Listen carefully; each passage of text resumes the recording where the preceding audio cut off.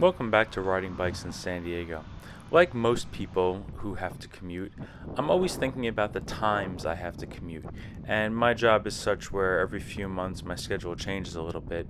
And right now my schedule seems to be matching up with the schedule that these people have.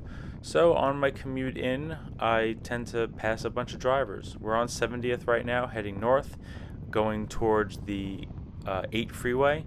There's no bike lane over here. There's a bike lane a little bit further south, but that dissolves the closer we get to the freeway. And I've clowned on Caltrans a lot on this channel before, but it's been pointed out to me like there is a real effort to look at this stupid car on the right.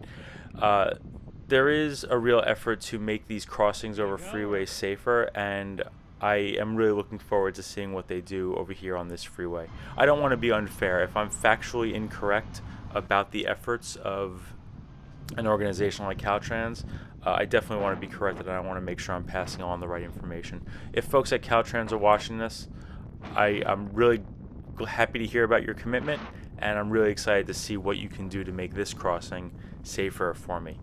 I do jump the red light over there. I think it's safer for me to go ahead when those folks are still tied up back there, and then they catch up to me right about when everything is slowing down here, as most people are getting on the 8 at the interchange, and then I continue heading up Lake Murray here. The bike lane starts up a little bit up the hill.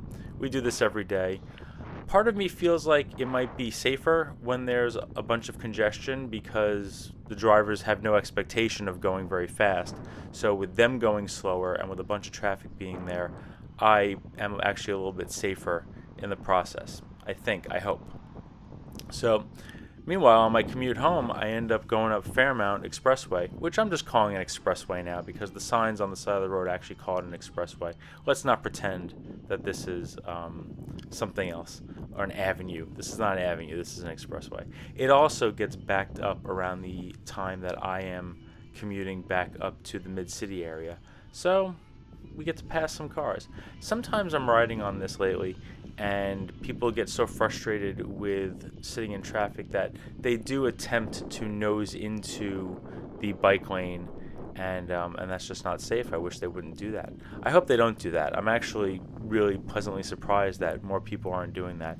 Still, I kind of wish there was some physical barrier here off to the side, especially this bike lane. It's wide enough that it could fit a physical barrier, and I think that there's still plenty of space in the lane to avoid hazards that end up in there. I also wonder if a barrier would stop some hazards from getting in there anyway. But these are the things that we're going to think about as we connect back up to the Georgia Meade bikeway and keep going. We're going to drive less and ride a bike. Thanks so much for joining.